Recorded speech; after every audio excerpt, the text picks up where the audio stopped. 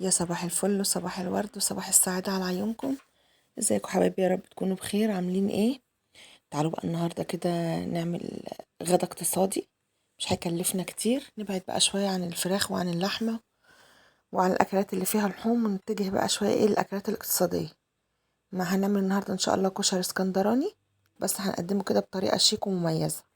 معانا كده كوبايتين من الرز وكوباية من العدس، وعندي هنا بصلتين كبار كده مقطعاهم جوانح، ومعايا شطة وكمون وفلفل اسود وملح. يلا بينا بقى كده نسمي بالرحمن ونصلي على رسول الله ونبتدي الشغل. اول حاجة كده حطيت شوية ملح على البصل بتاعي عشان كده ينزل اي سوائل فيه، ولما احمره ما يطراش معايا كده ويبقى ملوش طعم. تركة الملح دي بتدي طعم كده للبصلاية، في نفس الوقت لما بينزل المية بتاعته دي بيبقى بيتحمر كده مبيبقاش فيه سوائل. حطيت بقى هنا كده البصل بتاعي في الطاسة مع الزيت، وهنا كمان معايا حلة برضو فيها معلقتين من الزيت. نزلت كده عليهم ببصلاية صغيرة متقطعة، حمر بس كده البصلاية. هنا البصل شغال كده بيتحمر مع نفسه وانا شغالة كده في الكشري زي ما انتوا شايفين كده. ندي بس كده البصلاية بتاعتنا كده تشويحة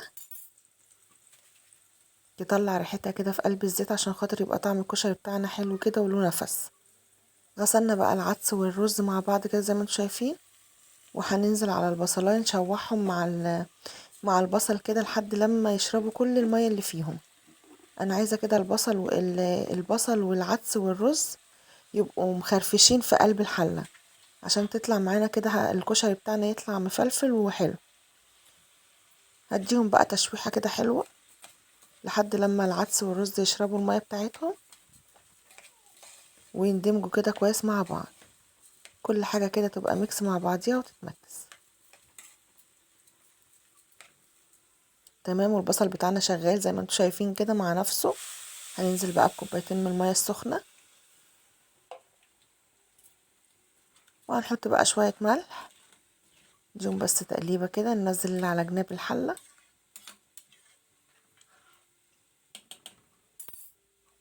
تمام بقى هنملح الكشري بتاعنا، نديله بقى كده معلقة ملح،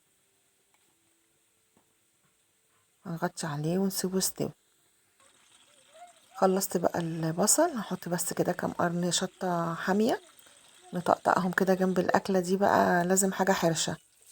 هنعمل هنا شوية دقة كده بساط.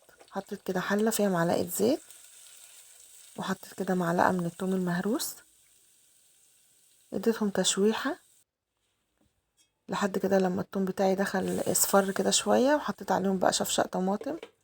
دول حوالي نص كيلو من الطماطم. يعني احنا كده هنعمل دقة زي دقة الكشري المصراوي. تمام.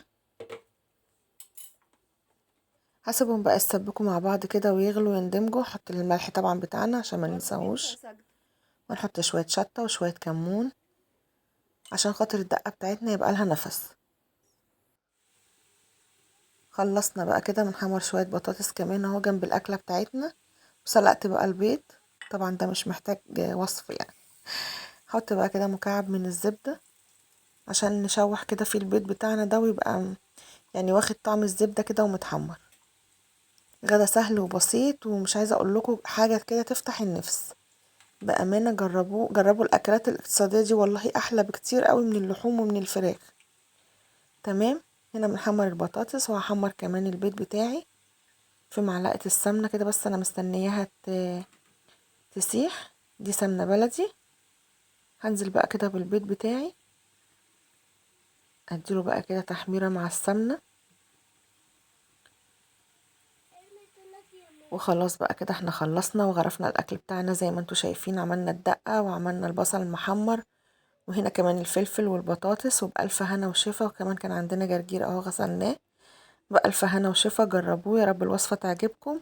ولو عجبتكم ما تنسوناش في اللايك والشير والاشتراك في القناة، تفعيل الجرس على علامة الكل عشان يوصل لكم كل جديد.